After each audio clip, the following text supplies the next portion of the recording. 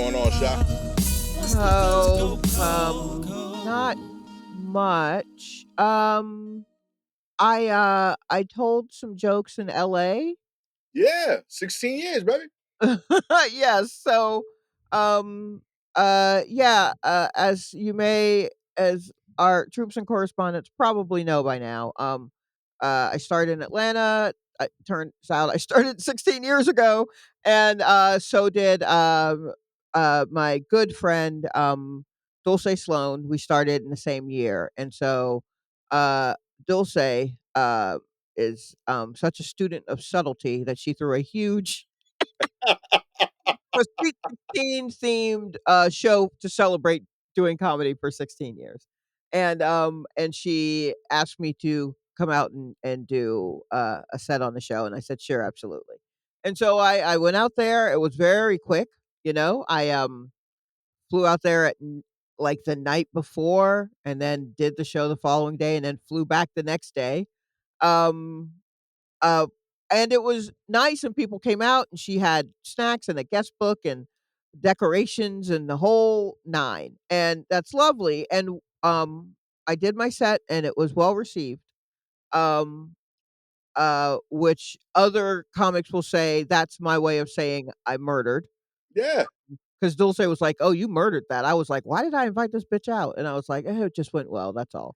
But but, um what didn't dawn on me until later was that the show was in the belly room at the Comedy Store, and so it was my first time telling Oh, jokes on any of the stages at the Comedy Store. hell yeah. Many blessings. That That's was dope. kinda nice, and I just took a moment to go, "Oh, that was cool." That's freaking dope. Yeah. And then I went back to whatever it was I was doing, which was probably waiting for a plane because I flew in and out of the Burbank airport, and the night that I left, there were no air traffic controllers, so we were delayed a little bit. Okay. In my case, it really was only like a 45-minute delay as opposed to others who had been waiting hours and hours and hours. But, government shutdown. And I mean, it by the time this comes out, maybe the government will be open again, but my heart says no. Hey, even when they open, it's kind of closed. Kinda close, right? Real Yeah. talk, I like, mean, it's been gutted so much that even when open, I'm like, do I can't find anything?" yo, So, the government is like, I feel like the door opens, but it feels like I'm pushing it against the grain. Like I'm opening it against the way I'm supposed to open it. right, yeah, Yeah. like a swing door that actually opens towards you, but you are pushing it out, and it's like, I mean, I could go that way, but no one's ever done this before, Now and we Imma here. make it hard for you. That's it. Now we stuck in it. Yeah. Mm-mm. Did you and Um, I know Dulce's isn't she also an Atlanta person? yeah, she's an Atlanta person, so we Yeah, started in Atlanta at the same time. rock on. So y'all know each other from the jump. Yes. That's beautiful. Yeah, Hell yeah, yeah. yeah. I don't think I remember a single person from the first like mics I did. Like and not because like I was inattentive so much as I don't think they do stand up anymore. Like from the initial like 6 months. Right. I think I have some people that I bumped into maybe at around like the 6 month mark that have lasted that are still like doing stand up. That I'm still cool with. But it took a while for me to find people that ended up sticking through. Oh, and I imagine it's a little bit tougher in New York as well. Maybe, I don't know if it's how close-knit the community is, Yeah. because there are so many people, Yeah. um, starting out in New York, and then that's who you find within a sea of people who have just, like, moved there. Right, right. And it's so big and it's pretty daunting, and then it splinters very quickly, very easily for you when Hmm. you're doing it in New York. You're like, "Oh, I could just stick to this neighborhood," or I could, you Right. know what I mean? Like, if you go to a mic in a different neighborhood, you may see like a third of the comics that you would see at the other mic that you saw all the time, and then there are others that are like, "Oh, no, I don't go to mics that are for more than 4 blocks from me." Yeah. And you're like, "Oh, okay, I guess you're the Park Slope guy." And you only see him when you do a thing over there, or, "Okay, you're this Bed-Stuy person," or whatever, it's so Yeah. fragmented in that way. In Atlanta, there is, I mean, there are some factions or whatever, but there are people who, and not all of them are still doing comedy, but there are people who I met within that first year who either started the year before or the year after, but just in that basic time that, Mm, I still could, um, send a message to, and they wouldn't be like, "Who is this again?" Like, right, right. like, there was just a group of folk that you were with and you saw all the time, even if they don't do it anymore. Like, they could show up in your comment section, and you're like, "Oh, yeah, I wonder how he's doing." And it's not like, Weird, yeah. yeah, it's not, like, weird. So there are definitely people who, like when I opened for Dulce at the Skull, earlier this year, there was a guy who came out to watch us, Paul Galwa, who had been doing comedy with his brother for a while, and then they broke off and each went solo doing comedy, and around the same time that Dulce and I started, um, and I was close with him, and he came out to just kind of he stopped doing it for a while, but he came out to, like, see us, and now he's kinda back out like, "Yeah, I feel like doing this again." So there are lots of people who are just like, "Ah, I do wanna do it. You know what? I'm gonna take a break and live a life." And Yeah. then who are kinda dropping back in at their leisure. Um, and to me, they are still like comics. Yeah, I agree. I Yeah. mean, I don't like yeah, because I think too many people with comedy specifically, it's like if you're not making it a job, it doesn't count, which is crazy. Yeah. It's like it's to me, it's like any other art form. Like if you're someone that you paint, I don't expect you to necessarily have painted all 365 days last year. But that Mhm. is a thing with stand-up where like, oh, you ain't getting up 6 days this week. You know what I mean? You're not a pro. Or you didn't take a mental break or a life break or whatever it is. Right. But yeah, no, it took me like a year and a half to like find people that I would consider my class. And it Mhm. was kind of like what you said, where like we all bumped into each other and we realized we were just in like a different pocket. Right. And like we all had been doing it for like a year and like, oh, you're serious about this. And it was people that like I felt like I knew was only as rumors, like Okay. I like PD Dot Braille to me was a rumor. There was like, oh, this is dude that reminds me of you, but he in the other side of New York. You Right. know what I mean? So I was like, okay, that's what's up. You know what I mean? Osama was another one like that, where like we heard of each other, had mutual respect, and then like 8 years into us doing stand up, we did like 7 shows together that one week. And like Yeah. by the end of it, like I knew about like who he had proposed to one day and like lost his virginity and like my kids and why I was married. Like we knew Right. way too much about each other after having never met before that. Sure. So yeah, I love comedy for that, but I'm always curious how everyone's journey goes. It's just cool. Yeah. Yeah, Yeah. that's just dope. So 16. Are yeah. there any other stages like that for you, shot? It would mean something for you to hit? I mean, at this point, any of them. Like, I don't know, I mean, just, I well, I don't know what my big-ish deals are. There are just things that as you go into comedy and learn more, you're like, "Oh, sure, that would be a neat thing to do." And then there are some things that are not even on your radar Mm, as, like, a place to tell jokes that you may end up getting to do. So, doing something at the Comedy Store, at first it was just like, "Okay, great, we're at the Belly Room in a Comedy Store." I've only been in a Comedy Store once, and that's to watch a show that happened in the Belly Room, so I know where it's located. Like, that's the right, best time. right. I'm like, "Alright, so it's the one upstairs, got it." Um, and it really, uh it was a fun show, and then it wasn't until I was on my way home that I was like, "Oh, yeah, that was at the Comedy Store." So that's kind of cool. Like, I'm not going to say, have people say, "Oh, you know Shalewa from the Comedy Store." No, you don't. No, you don't.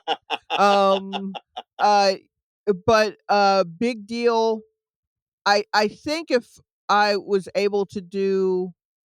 ever get a chance to do a set on a late night talk show, a proper set, that would be a big thing to check off a list. But I have not been able to do that. Um, but I did have that weird viral moment that was on the Tonight Show. Yeah. Um, which it is fine, but it's like, yeah, that's a interesting thing to have happen, but it's not necessarily what I would have wanted to happen. I was on um doing a set on a show that actually aired on Comedy Central Yeah. was kind of a big thing. Most of the things that I've done for Comedy Central were internet only. But to do a set on New Negroes, Right. and it actually, like, someone could have turned on their television at night and I was on, that was a huge deal. Shout out to Baron Vaughn, for helping that to happen.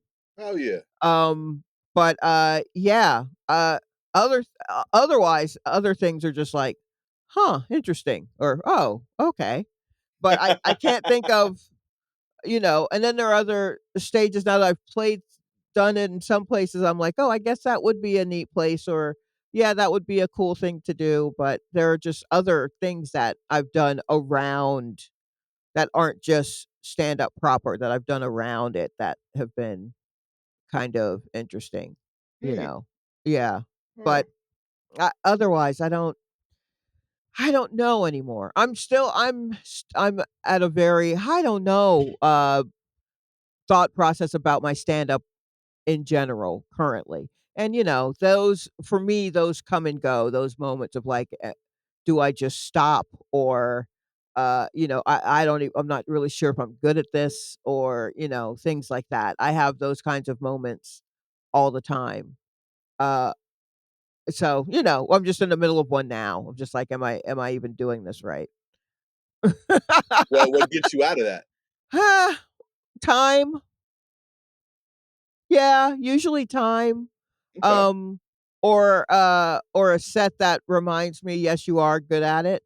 So that set for Dulce's show was a little bit of that, of like, Okay. oh yeah, okay, I am good at this. Cause I honestly I hadn't really been up in a while. And so I was just like, we'll see.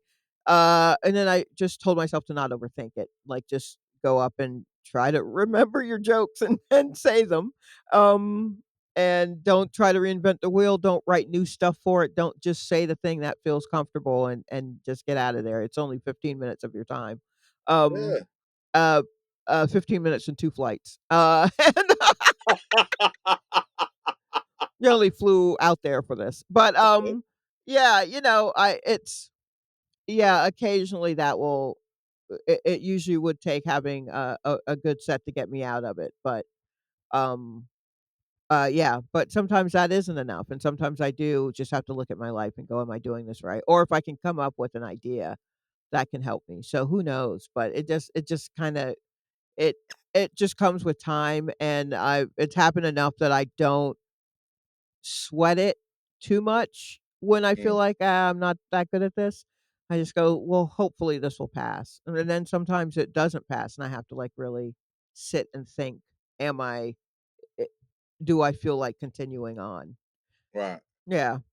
These are all the things that it's all just mental gymnastics I do while I'm, just sitting at home, Yeah, you know? I always find that stuff, like, fascinating just because, like, I've really, like I put a lot of pressure on myself to achieve stuff, Mhm. comedically, and I'll, like, read, like, a bio of someone who I, like, admire, and, like, they'll show the achievement points, and there'll be, like, a year between, like, achievements, and the Right. 2 achievements were fire, but I like, now I'm able to, like, realize, like, "Oh, that's 365 days where, like, he might have been thinking all the crazy shit." You know what I mean? And Sure. they don't document that on the wiki page, you know what I mean? Like, Right, right. between, the 2 Emmys, every day I thought I was shit. Uh, Yeah, I you know what I mean, mean? and also the thing is, if there's a time where things are kinda popping for you and then that fades, and then so Right. then you are worried about, "Well, how do I get popping again? They seem to have moved on, and how do I even" there's a little bit of that because if you sit down and list your accomplishments in that way, you list them and put the dates by 'em, you're like, "Oh, okay, this is good." There are certainly people with less who are doing a lot. Yeah, Like, "Yeah, this is fantastic," but then it feels like to me, I'm just like, "How do I even get back any of that momentum?" Which then I get mad at myself for like, "That's not how you think. You don't worry about momentum, Shalewa. You just try to make sure that you're good." yeah, That's where you come from with it, so I have to remind myself of that. It's just a lotta it's just a normal low self-esteem, you know, tango. You're just back and forth with your low self-esteem, walking, pacing the floor with your low self-esteem, and then occasionally you dip or it dips. Yeah, yo, but listen, you are dope. You are consistently dope. Whole bunch of people in LA just told you dope. You know what I mean? Imma say it as well oh, regularly. I well, say it thank for you. you. Well, thank you, I Uh, appreciate that. real talk. I actually think I bragged more about each of your last like 3 sets than you have. Yeah, Uh, probably because I don't even remember.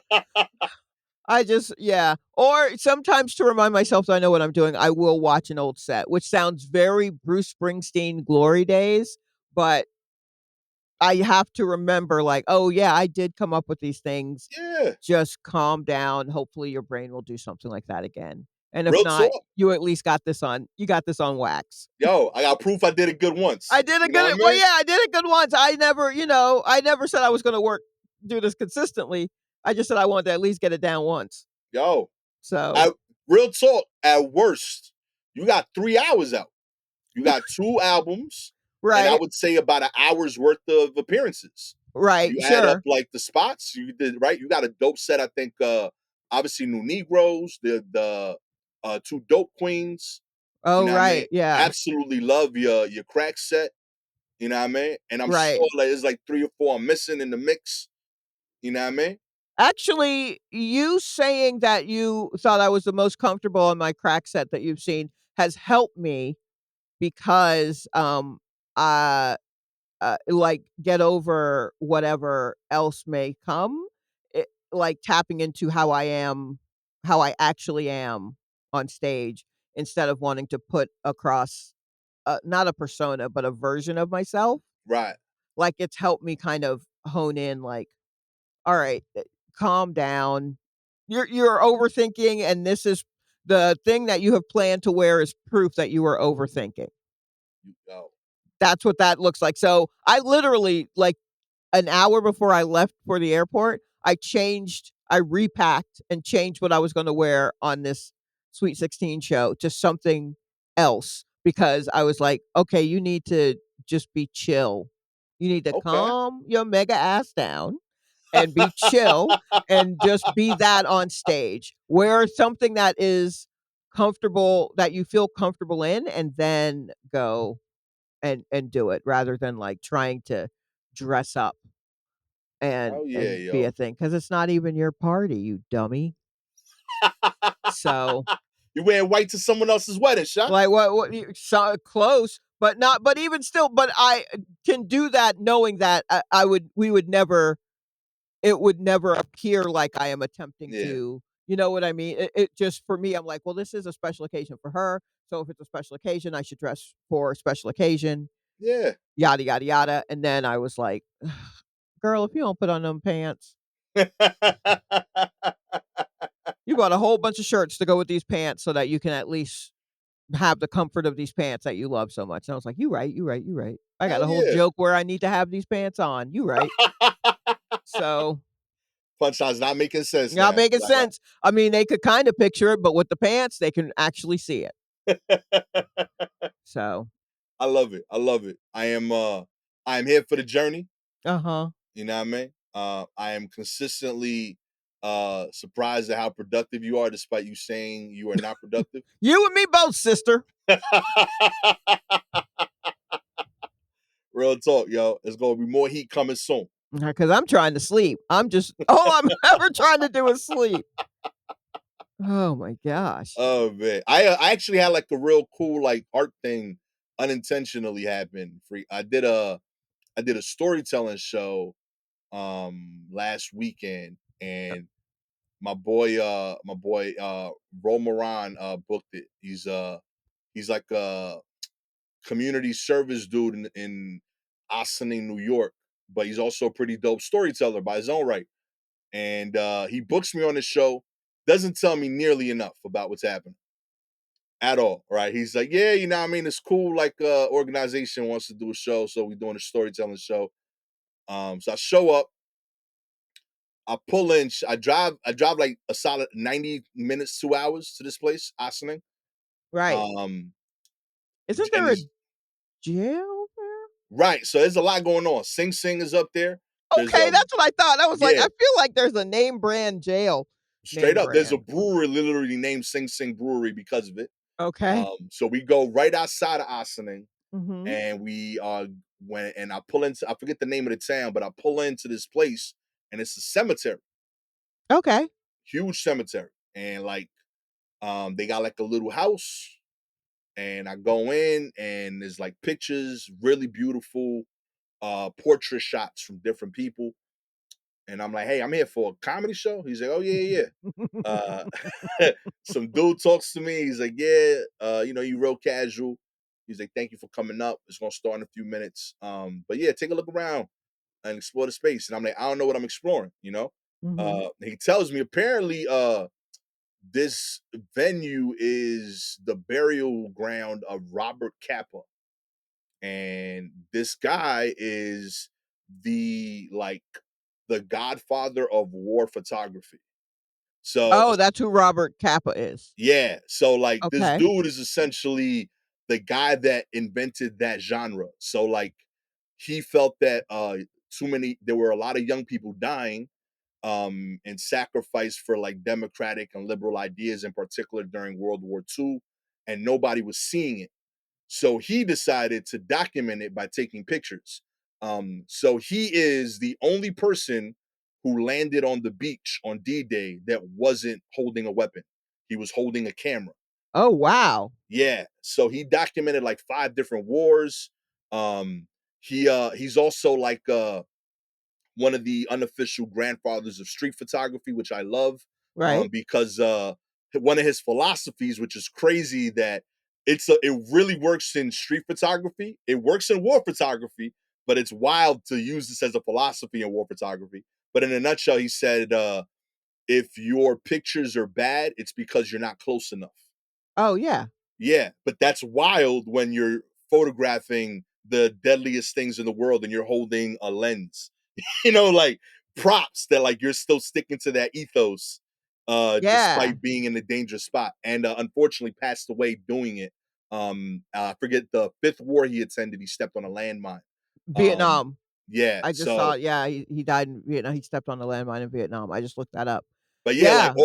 all the movies that we know about, all that like footage that you see that they're impersonating is his pictures, because Okay. his pictures were the thing that like showed that for the first time. Right.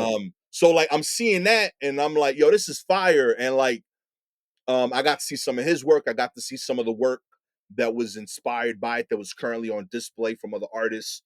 They had like a dude that was a retired sports photographer and had like unreleased Muhammad Ali portraits up, Mhm. crazy shit. And like the whole time I'm thinking about it, like, yo, this dude was taking some like beautiful pictures. And like I doubt he was like in his head at any point, like, man, my pictures is trash. I can elevate this. He was just you know what I mean? I'm over here like pissed, like, cause like the whole way up, I was thinking about like jokes and like how to work on stuff.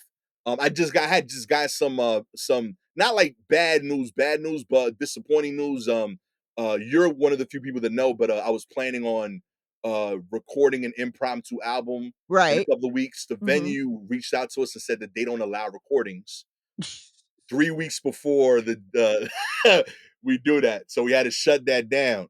And Oh, like I found lord. that out before the drive up. So Right. like the whole drive up, I'm in my head about like, yo, man, this shit is hard, B. Like, Right. you know, I'm trying to make it work. And then I get to this place and this dude is like, oh, what is this guy about? He like, oh, he dodged bullets for his art. And I'm over here complaining about, oh, the little venue don't want to let me tell my jokes today. You know what I mean? Y'all felt so stupid, you know, like, yo, Real talk, like it put everything in like perspective of like, Yeah. yo, Yeah. you know what I mean? Like, get back in the saddle. You're fine. Like that dude literally like dodged bullets and said, yeah, let me do that again, again, again, again. You know what I mean? Mhm. So yeah, I'm like, all right, cool. Stuff happens. I had a great set. Once like I sat down and like I visited his site. It was really dope too. Like Was it people on the, it yeah, his was burial is on the property. There's other but the show was at the cemetery? the show is yeah on the property, but like a respectful distance, I guess, away from the most of the people that are buried. But yeah, Okay. same Yeah. property. But yeah, I was able before the show, I was able to walk over there and check out where he's buried at. People like leave cameras and stuff like that. It's pretty cool. Mhm. But yeah, like it was just like a I don't know, like something about it was just like reality checkish of like, yo, my man, like it's going fine. You know what I mean? Like it's okay. A, B, you're telling jokes consistently every night. When something Mhm. doesn't go your way, you ain't step on a landmine. You know what I mean? Like you're still doing all right. Like, You know what I mean? yeah. Like the Yeah. stakes for your art are like beautiful in terms of you trying to achieve more, but you're Mhm. not dying either. Like you're Right. around tomorrow. So you got some bad news. You're gonna be okay tomorrow. Mhm. So yeah, shouts to Robert Kappa and his work. Check Yeah, it that's out. kinda It's fire. great. Alright. But Yeah, yeah, when I was taking photography classes in high school, I remember our instructor saying, "Yeah, you wanna get as close to it as possible." And yeah. so when I take pictures, I try to get close, and sometimes I forget that not everyone is doing that, so if I'm with someone and we're like, "Oh, can you take a picture for us?" and they are so far away, they don't even zoom in, and I'm just like, "Why am I a speck in the middle of the" I was like, "Why are you on the other side of the room? What Yo, is happening?" And then I remember being, somewhere with someone, and I saw some odd thing on the street, and I bent down with my phone to kind of frame it upright. And he was just like, "That's crazy how you bend down to get a picture of something on the ground." And I'm like, "Well, it's on the ground." yeah, And he's like, you could shoot from standing." And I'm like, "Yeah, but it's on the ground. I need to fill up my frame with it." right. and Yo, and he's like, "Oh, all right, that makes sense." And so that's kind of wild that it probably stems straight from up. this guy. He's also the person that is credited for creating the term Generation X. He made like Oh, a yeah, he made like a photo book called Gen X. So he's like the person well, giving credit for that. there were a lot of people who there was also a book called Generation X by Douglas Copeland. I'll never forget that. Mm. As someone who was Generation X, they were beating us about that. Man, you think millennials, every time a new generation is just like, "Oh, they're always talking." They say the same shit about them every time. And that is because I was like, yeah, it's so funny to hear people talk about Gen X now as what they did and what they're not doing and how they are and blah blah blah. And I'm just like, I mean, we were slackers. Y'all said we ain't do shit, just like they said millennials are the reason that, uh, no one's buying houses is because millennials want avocado toast or what. Like, for every new generation, they come up with a name and then, they come up with different ways of saying it, but it's always like, "You lazy, you don't do shit, you're lazy." And it's like or are they, like, in their 20s? Yeah, Are they young? Is that the problem? Is that they're young and you're threatened? So, yeah, who knows? It's so wild, but, yeah. yeah. Oh, boy. I won't hold that against Robert Capa. I'll read up on him. Check out, he's cool. Yeah. You know what I mean? With that said, let's get into the news. Yeah, let's see what's going on. Kicking us off, artificial light Hmm. has essentially lengthened birds' days. Oh, no.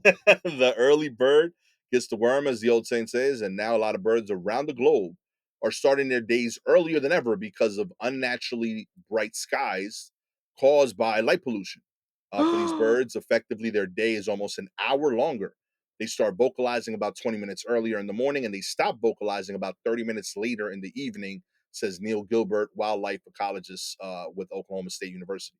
Huh. That's the conclusion after a sweeping study that analyzed bird calls from over 500 bird species in multiple continents, giving researchers an unprecedented look at how human created lights are affecting the daily lives of birds worldwide. Scientists already knew the light pollution affected birds. It can send migrating birds off course, and some observations have linked artificial lighting to unusual bird activity, including one recent report of American robins feeding their babies in their nest at night. At night? Yeah. You don't wanna Yo, give the babies food that late at night? real talk, yo. Yo! Hey, man, turn off your lights. We fucking up these birds. We fucking up the birds. You are not supposed to be feeding them babies at night. Real talk. They You waking gotta up the do it babies. you gotta do it in the daytime where I can watch and go, "Oh, look at them feeding those birds." Because that means these birds are gonna try to fly Yeah. at night, and they're gonna fall out of their nest, and no one's gonna see them, and they're gonna get gobbled up by actual night critters like raccoons and possums and shit. Hmm. That's a shame. Yo, Yo. cut the lights. You know what? Is it because all of the, lights are now LED lights? Yeah, like there's like a lot of like LED lights, natural lights. Some cities obviously got lights 24 hours. Like there's a lot more light in general in the world. Night lights in terms of like streets. There's a lot of lights in general throwing off the amount of light that's supposed to be out in the world for Right. them. So they're like thrown off sensory wise. That's a shame. And then have you seen I feel like this was a discussion on Twitter last week about how, if you look at pictures of, um, like, cities from high up, how cities used to be a bit more yellow, a bit more orange, Yeah. and now that they're, like there's already been stories, I think we've even discussed how because of the new LED lights, things are skewing purple.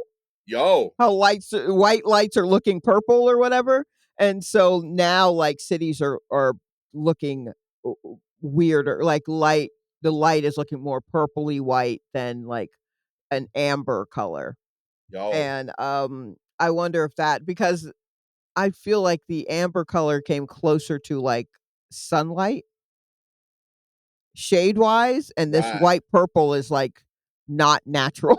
At all. And so that's probably fucking things up for the birds, and then have you ever heard birds at night? Not much. Nah. Yeah, because it would freak you out because 'cause they're supposed to be asleep. Bird call at night, and not like early morning. I'm not saying, like, just before the sun comes up, but it's still kinda dark, but you hear birds singing. That is them saying, "Hey, ain't you supposed to be asleep?" And you're like, "You right. You I right. am. I'm you know, you when you come out of the club and you hear birdsong, you've done too much, Real talk. It's right? time for bed. Yeah, but I mean, like, 10 PM. Yeah, nah, that'd be creepy. That shit is creepy. And the only time I ever heard it was Austin. I don't know what Austin, Texas? I don't know what y'all do to your birds down there, but every time I've been there, we've been walking and it's been kinda busy, you Yo. know, and it's nighttime, clearly nighttime, like, kids are going to clubs, and there are birds just chirping, and I'm like, "That ain't right." And I know they got a lot of bats down there, but that's I'm like, "We fucking up the birds with this." I'll blame that on Kill Tony too. You know what I mean? I won't put that on Kill Tony, I will put that on South by Southwest. I think you fucked up them birds.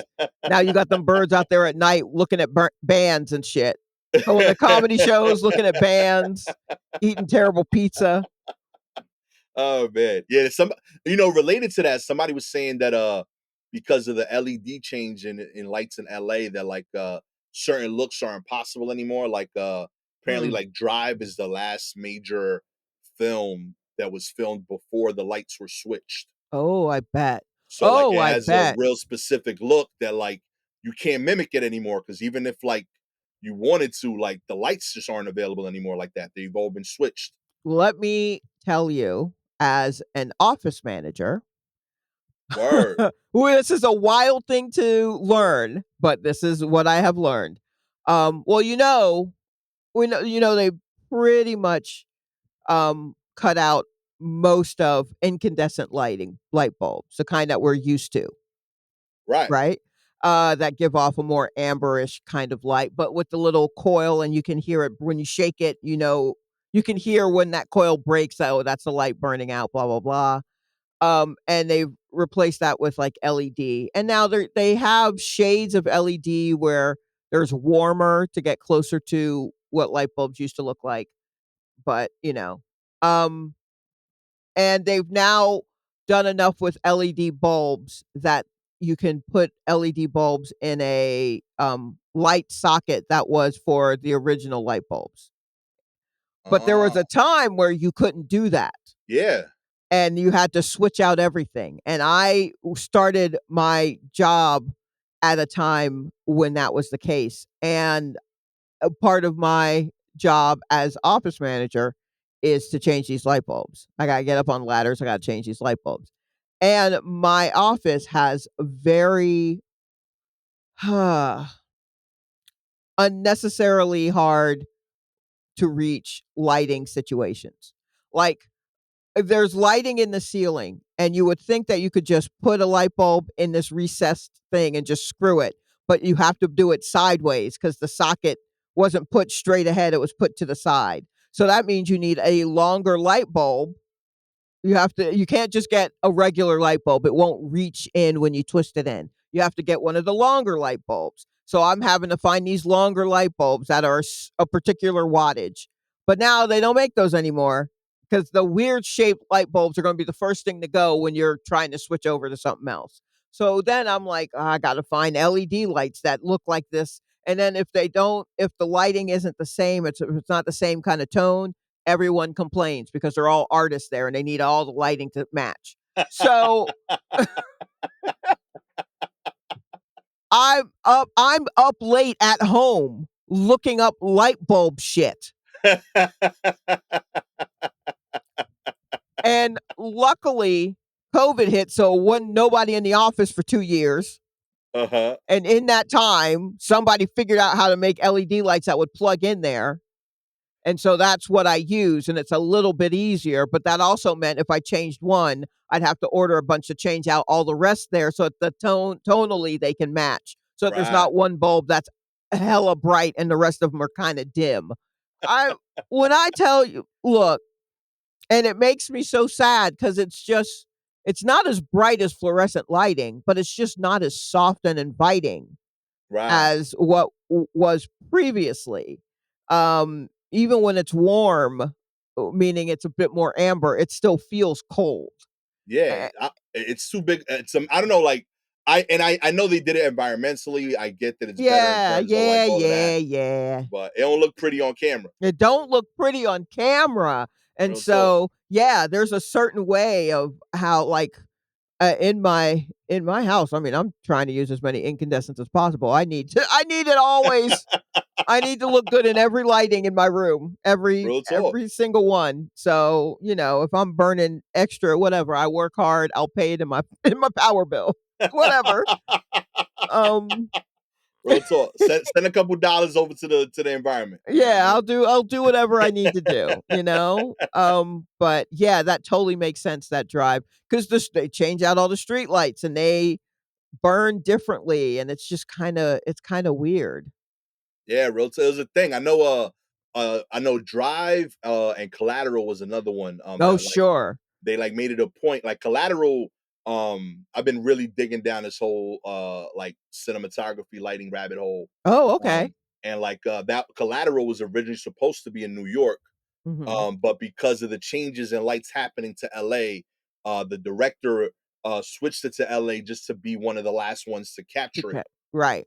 So yeah, like same thing. And he like filmed it on film in HD versus digital to like really capture that look. Uh-huh. Because he felt like not only am I making a movie, but he's like, I want to document this moment in time in Right. LA that's gonna be gone forever. And it's happening in New York now, by the way, like same idea. I mean, honestly, in Times Square, when they switched out all of the wild shit, which already Times Square was too bright by half, right? Fair, Already had fair. all but I mean, now it's like ridiculous. It's literally like sunlight. Like it's Yeah, always day. yeah, it's weird. It's always day, and then they just switched out all that stuff, and I'm like, "Where's that big old cup of noodle that was up here? I like that." Why we gotta have all everything nothing is weird and kitschy, it's all just bright light screaming at some of it is too real looking, I don't know, so I'm sure there are no birds down there. Every pigeon that's walking through Times Square has, like, a sunglasses on and a fucking hoodie and they're just confused and they're in line for pretzels. Like they don't know what's going on. All them birds are confused.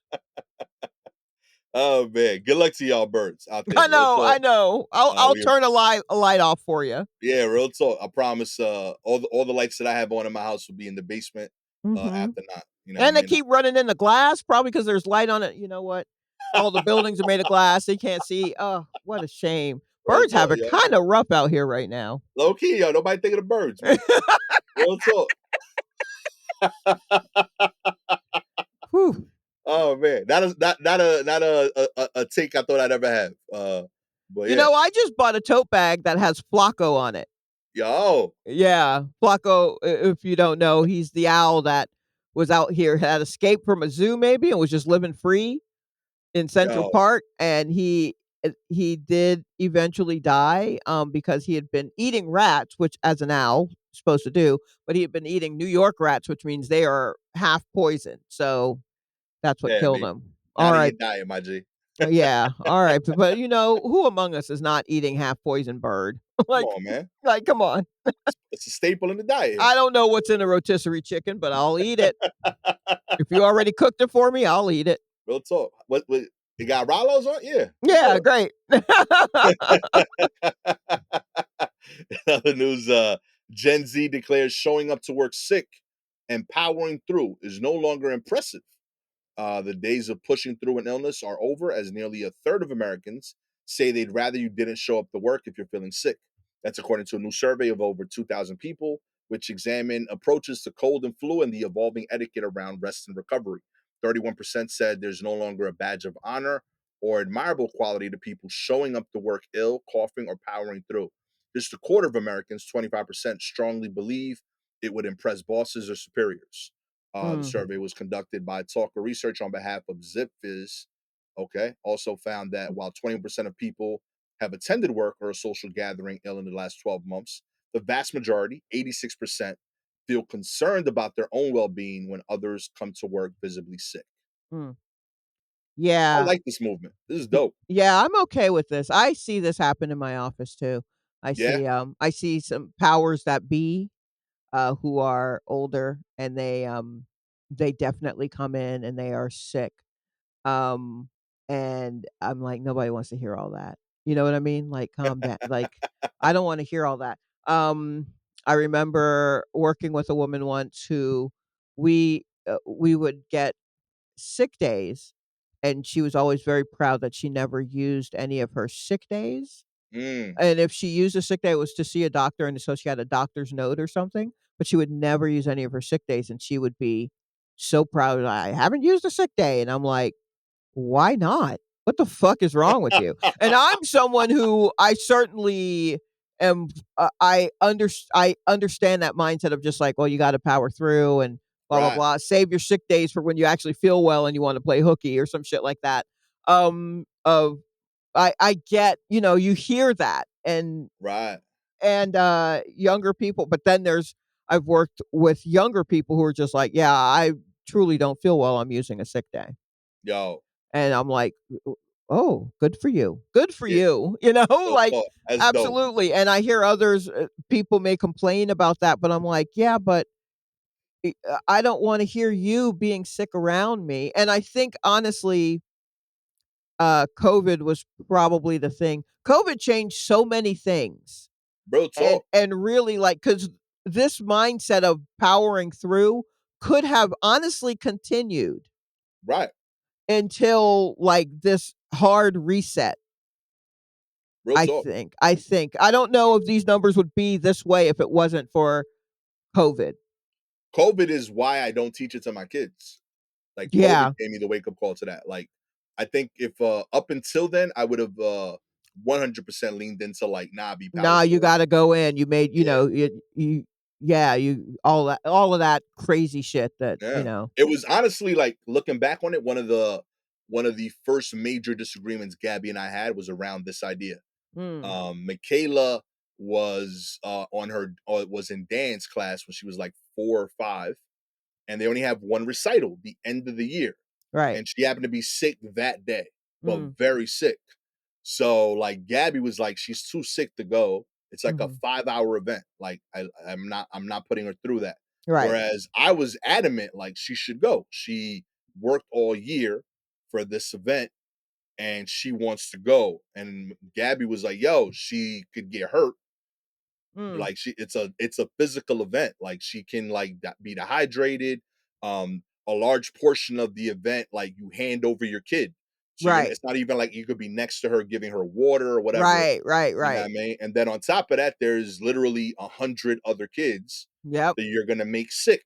Mhm. At the time, I will 100% say I thought I was right, and I was mad that I was like, I'm gonna let this go, but Mhm. I feel right. And looking back on it, I'm super happy that Gabby did that and taught Michaela maybe like as a first time of seeing that of like, yo, push it, try stuff, but know when to draw the line. And this Right, was the yeah. line.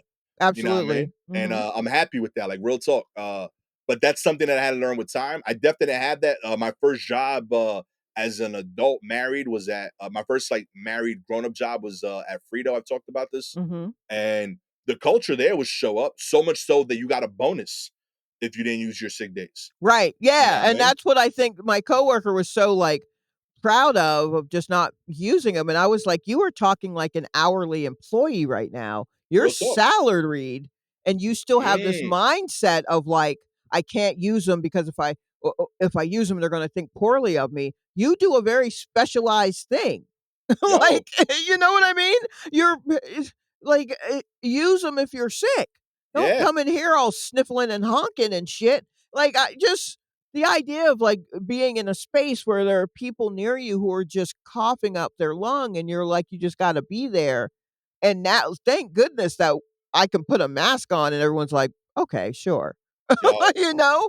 But to think of I mean, there are many times where I've gone into places and I mean, like, I know immediately when I wake up, like, this is not a day I should be around anyone, but if I straight up, don't, like, I have to go through so much to fucking get the day like, making it tough for people to take that day and the whole, like, well, you gotta find someone to cover you, like, doing all of this work to be sick in the yeah. Like safety I was like, yo, like, do you want me better or do we wanna do this dance for a week because you wouldn't let me take this day off? straight up.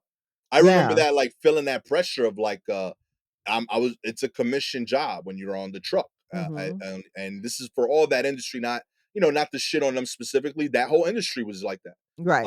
So like but I remember I would call my manager and like, yo, bro, like I'm sick, I'm under the weather. And he would tell me, well, just so you know, there's nobody to cover your route today. So if you don't come in, like you got double work that you got to make up over the next 2 days. Right. If I throw and that customer you really like, what I mean, he's gonna be pissed off you ain't show up. So like you really, really can't do it. What I mean? Like, and I'm like, bro, like I'm sick. I'm, Right. what I Yeah. mean? I'm already on commission. So like I'm gonna take the L. If I thought If all of if this through already. if I know all of this and I'm on commission and I still tell you I'm sick, Yeah, like help me out here. Like cover, what I mean? Like yeah. as a company, hire enough people that I can call out sick that I Yeah. don't got How about because that? like even in my head, like I was already thinking like if I called you, not only do I know I'm not getting commission, Right. I'm already like calculating is it worth me Yes. not showing up and not having a person cover my route. And now Will I be able to cover this day? yeah, like I gotta fix Right. this day the rest of the week. I gotta repair the burnt goodwill for the week with that customer. Like Right. I did all that math already in my head before calling you because I don't want to call you. Right. You know what I mean? Exactly. Real talk. That's I because I already know you're gonna give me this whole sale. Right. So like trust me, I did all that math and now I still gotta deal with this guilt trip. Now I'm like, Right. I'm Yeah, sneak I'm not arguing with you're you. not even family. We're not even Yeah, family. You don't give a fuck if I get better. at all. And you know how I know we don't give a fuck? Because you don't talk to me today. Like right now. That's the shit Right. they don't tell you. Like 25-year-old me felt a stress. Yes. And like now, as Ah. a man looking back on it with like life, yo, none Yeah. of them people gave a fuck. Like No, they yeah, definitely don't I talk don't to think me talk to any of those people. at all. None of them I are ain't get a checking card. up on me. So, yeah, Yeah, fuck them. Yeah, real so, talk. if a young person's like, "Yeah, I can't make it," then alright, great. Real talk, We man. all You did should be that way. Yeah, build that into your economics. Like there Right. should be people in place that when someone calls out sick, it don't drop the company. Like, Yeah. you know what I mean? Y'all are Fortune 500. You know what I Right, mean? exactly. Like, I'm bringing down the company because I got a cold. I'm gonna destroy Lay's. Frito Yo, Lay's. I'm gonna destroy Frito Lay's. yo, I'm at that's the at the very almost the end of the process. I don't even get to touch the chips. I touch the bag. Right. You know what I mean? Like I never touch the product. And I'm But I'm bringing gonna be the one that brings it down. real talk. They missing these 12 stores in East New York because of me. That shit, the stock is dropping today. You Right. know, come on, B. Let me Also, who are vendors that are if someone is not in and your guy doesn't show up, but he shows up later in the week, a couple of days later or the following week or whatever. w- uh, who are the people who are going to be like, well, I'm giving you the silent treatment because you missed the other Tuesday? Who is yo, that? real talk. Most bodegas are chill. Yeah, You know what I mean?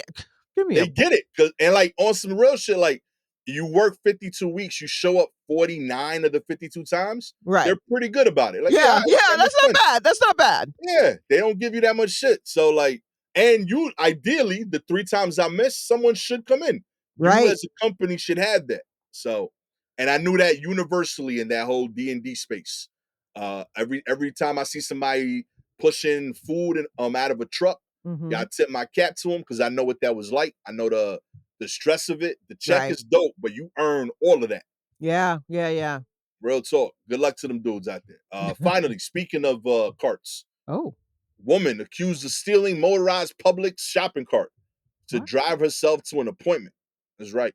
A woman was arrested on Monday after being accused of stealing a motorized Publix shopping cart and driving it down Airport Road in Punta Gorda. According to the Charlotte County Sheriff's Office, deputies responded to a Publix store located in Tamai Trail in Punta Gorda. The deputies say they talked to the store manager. You putting too much spice on Punta Gorda. Yo, I've been working on my Spanish. The I kids hear take you, but this is Florida. It's probably Punta Gorda. deputies said they spoke to the store manager who told them that a woman had come to the store and stolen a motorized shopping cart and was seen driving it south in Tamai Trail from the airport.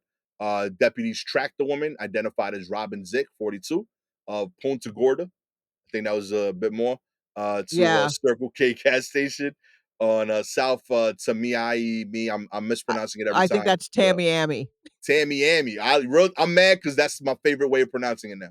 Tamiami. That's I fire. think I think I mean, I don't know. I can barely see and my screen darkness is down, way down, but I believe it's Tamiami. Tamiami. Real. That's fire. Low key. Like I don't know why, but it reminds me of like Body Yachty. Uh,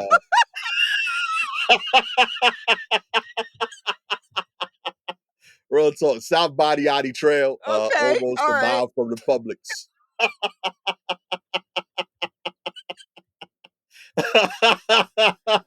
Oh, wow. Deputies met with Zick, who was still sitting on the cart, and confirmed that the cart, valued at $2,500, was stolen from the Publix. Emergency medical services then arrived on the scene due to a phone call that Zick had made prior to deputies speaking with her. The deputies questioned Zick, who told them that she had taken the motorized shopping cart to go to a medical appointment she had. She told the deputies she planned on driving the cart to her appointment and then bringing it back to the Publix. Zick was then transferred to the hospital for further evaluation after being released. Deputies arrested Zick. Zick is facing charges of grand theft. Fucked Boo. up, B. I really Don't believe she's keep gonna them. bring it back. Don't keep them fully charged if you don't want people to use them. Real talk. Simple as that. Come on now. Yo, they can't put the same lock they put on the regular carts where like it can't Yeah, leave the where parking lot.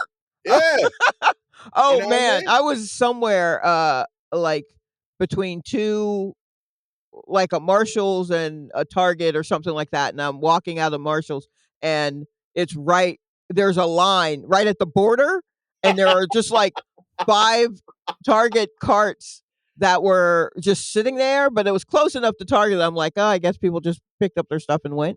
And I watched a woman like push hers and then it just went and it Real just talk. froze. And the person with her was like, "Oh yeah, I guess this is where it stopped." I'm like, "Oh, I'm at the border."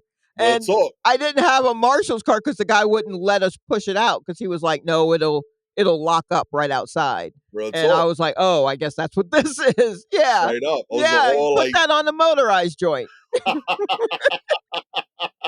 real shit. You know what I didn't realize was such an effective way of making me return a cart? Mm. There's a ShopRite that just opened at the Gateway Mall. Okay. And they had to get a cart, You gotta put a quarter in? put a quarter in. Yeah, And that's like that Aldi's way.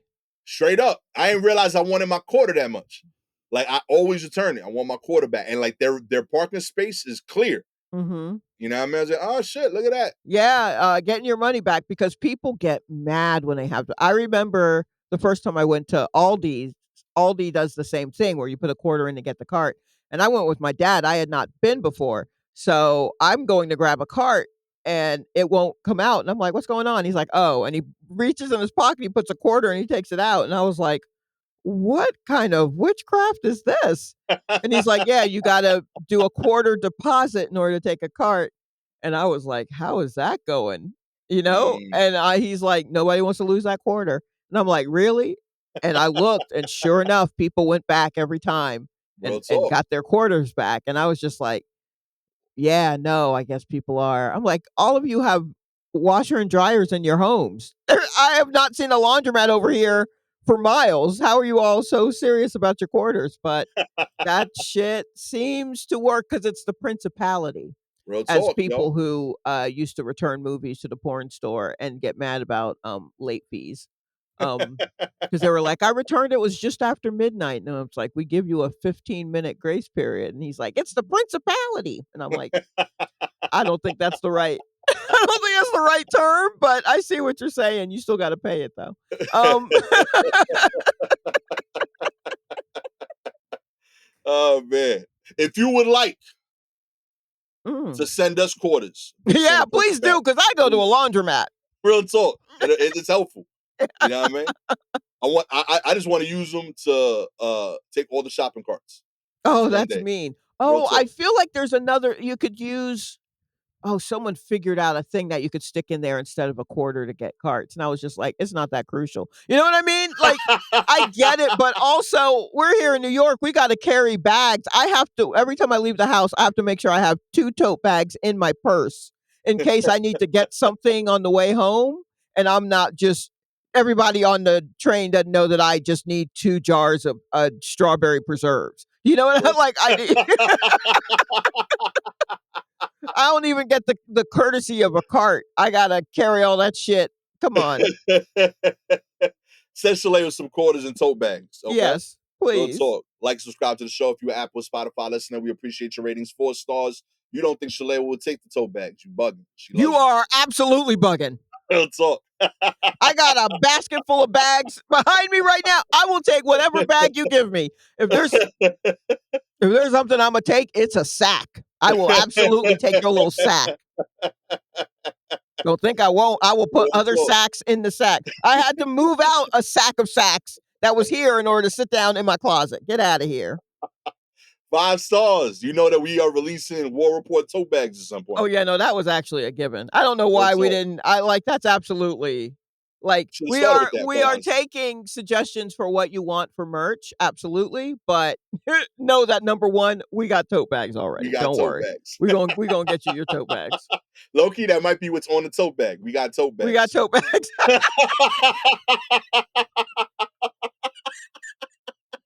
I swear, our slogans are the most meta shit.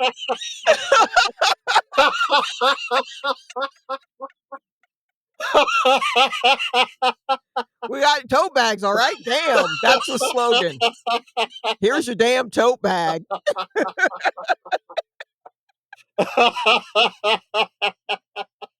Oh man. If you have any articles you want us to cover, please DM us directly on Twitter or Instagram at Silky Jumbo. We're at Gastor Almonte.